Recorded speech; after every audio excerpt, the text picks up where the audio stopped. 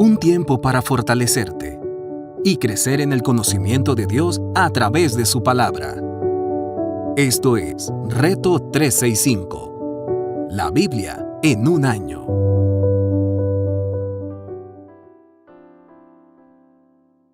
Reto 365, la Biblia en un año, su servidora Anaí Solís. Día 307, Antiguo Testamento, libro de Ezequiel, capítulo 4, verso 1. Anuncio del sitio a Jerusalén. Hijo de hombre, toma ahora un ladrillo, ponlo delante de ti y dibuja en él la ciudad de Jerusalén. Acampa a su alrededor y ponle sitio. Levanta torres de asalto contra ella y construye una trampa que llegue hasta la ciudad. Instala máquinas para derribar sus murallas. Toma una plancha de hierro y colócala como un muro entre ti y la ciudad. Y fija tu mirada contra ella.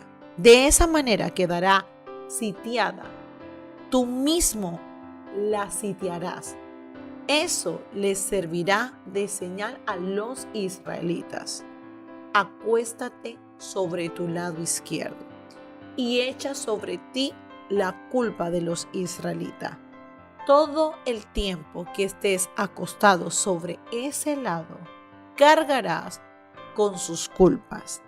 Yo te he puesto un plazo de 390 días, es decir, un lapso de tiempo equivalente a los años de la culpa de Israel. Cuando cumplas ese plazo, volverás a acostarte, pero esta vez sobre tu lado derecho, y 40 días cargarás con la culpa del pueblo de Judá, o sea, un día por cada año. Luego mirarás al asedio de Jerusalén y con brazo amenazante profetizarás contra ella. Yo te ataré con soga para que no puedan darte vuelta de un lado a otro mientras se cumplan los días del asedio. Toma trigo, cebada, habas, lentejas, mijo y avena. Viértelos en un recipiente y amásalos para hacer pan, pues ese será tu alimento durante los 390 días que estarás acostado sobre tu lado izquierdo. Cada día comerás a una hora fija, una ración de 1/4 de kilo. También una hora fija beberás medio litro de agua. Cocerás ese pan con excremento humano y a la vista de todos lo comerás como si fuera una torta de cebada.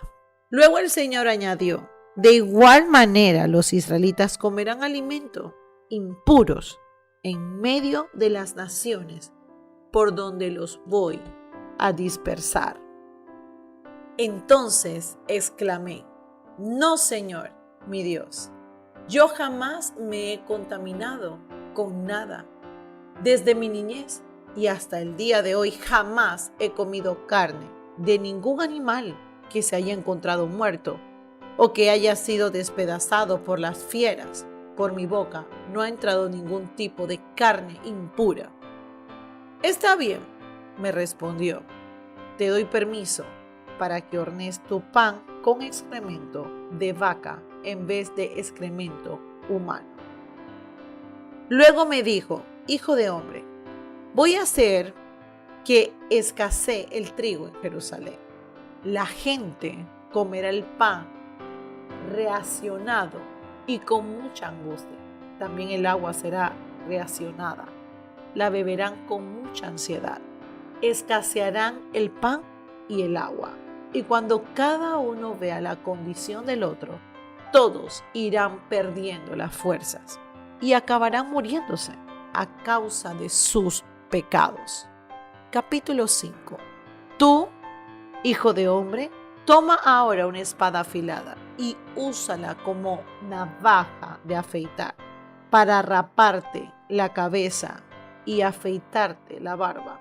Toma luego una balanza y divide tu cabello cortado. Cuando se cumplan los días del sitio, quemarás en medio de la ciudad una tercera parte del cabello.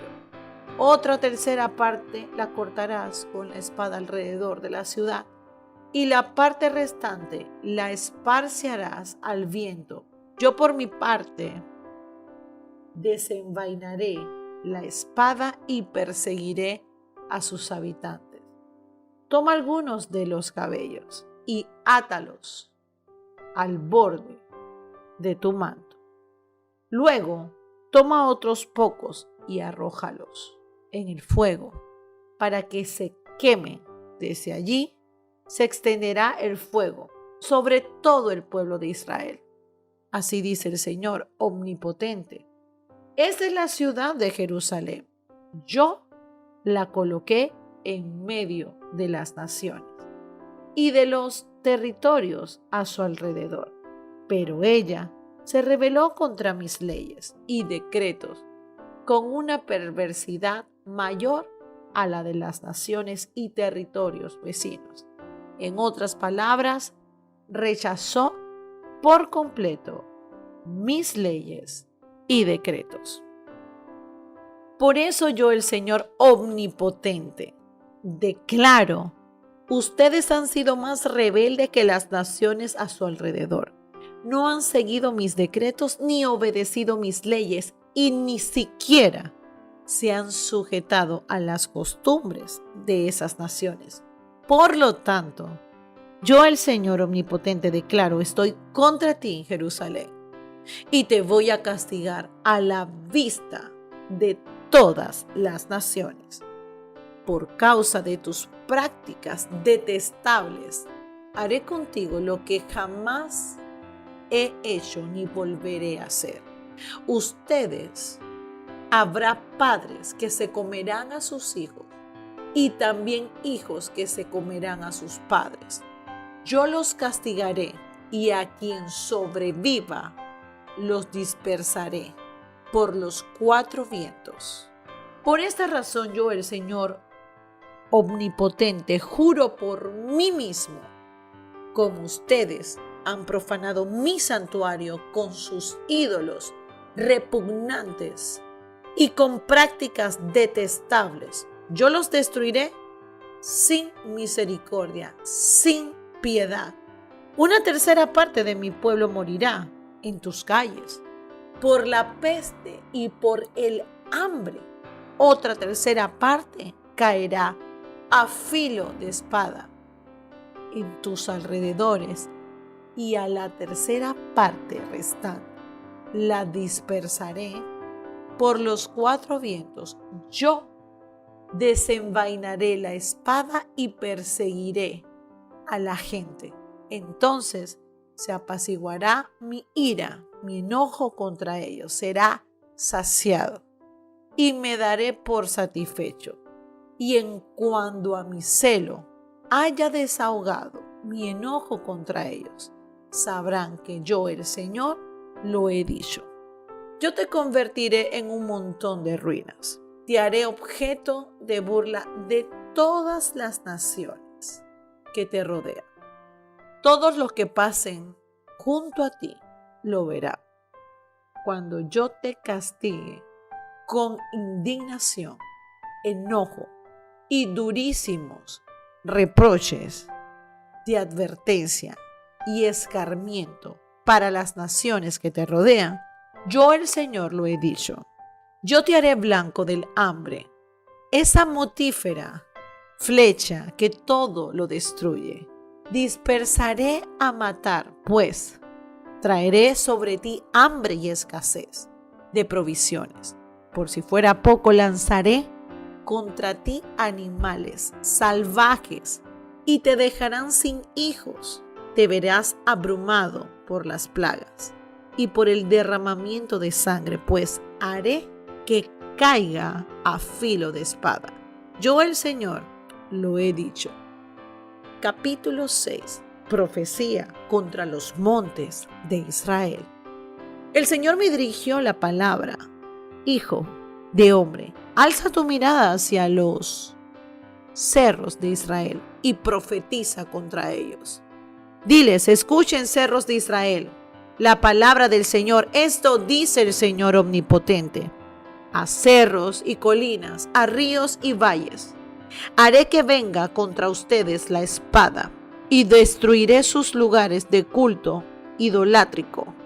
Despedazaré sus altares, haré añicos sus quemadores de incienso y haré también que sus muertos caigan frente a sus ídolos. En efecto, delante de sus ídolos arrojaré los cadáveres de los israelitas y esparciré sus huesos en torno a sus altares. No importa dónde vivan ustedes, sus ciudades están destruidas y sus lugares de culto idolátrico serán devastados. Sus altares quedarán completamente destrozados, sus ídolos hechos un montón de ruinas, sus quemadores de incienso hechos añicos. Todas sus obras desaparecerán. Su propia gente caerá muerta, y así sabrán ustedes que yo soy el Señor. Pero yo dejaré que algunos de ustedes se escapen de la muerte y queden esparcidos entre las naciones y los pueblos. Los sobrevivientes se acordarán de mí en las naciones donde hayan sido llevados cautivos. Se acordarán de cómo sufrí por culpa de su corazón adúltero y de cómo se apartaron de mí y se fueron tras sus ídolos. Sentirán asco de ellos mismos y por todas las maldades que hicieron y por sus obras repugnantes. Entonces sabrán que yo, el Señor, no los amenacé en vano con estas calamidades. Así dice el Señor omnipotente. Aplaude, patalea y grita. Felicitaciones por todas las terribles abominaciones del pueblo de Israel. Morirán por la espada, el hambre y la peste. Quien esté lejos perecerá por la peste, y quien esté cerca morirá a filo de espada, y el que quede con vida se morirá de hambre. Así descargaré sobre ellos toda mi ira, y sus cadáveres quedarán tendidos entre sus ídolos y alrededor de sus altares, en las colinas altas y en las cumbres de los cerros, o debajo de todo árbol frondoso y de toda encima túpida, es decir, en los lugares donde ofrecieron incienso de olor agradable a sus ídolos. Entonces sabrán que yo soy el Señor. Extenderé mi mano contra ellos y convertiré en tierra desolada su país y todo lugar donde habiten, desde el desierto hasta Riblá. Entonces sabrán que yo soy el Señor. Nuevo Testamento, libro de Hebreos, capítulo 4, verso 14.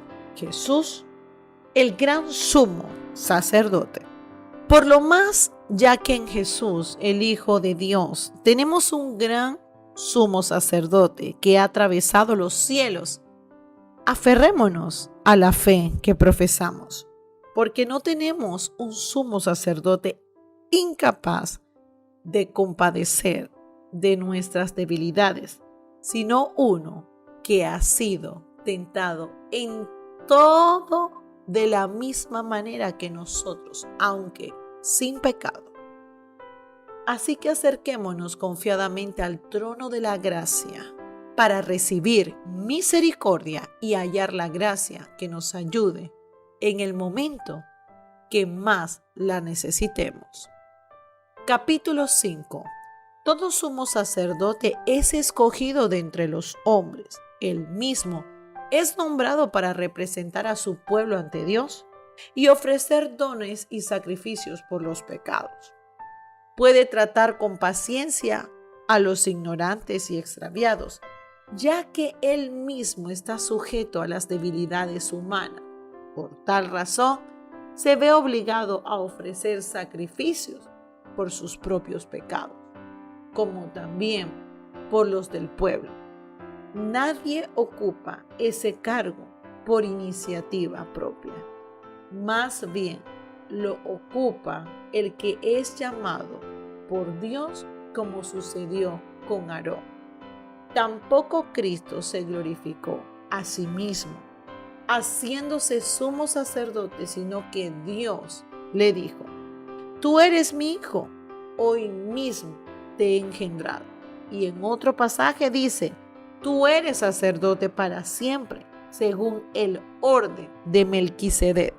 En los días de su vida mortal, Jesús ofreció oraciones y súplicas con fuerte clamor y lágrimas al que podía salvarlo de la muerte, y fue escuchado por su reverente sumisión.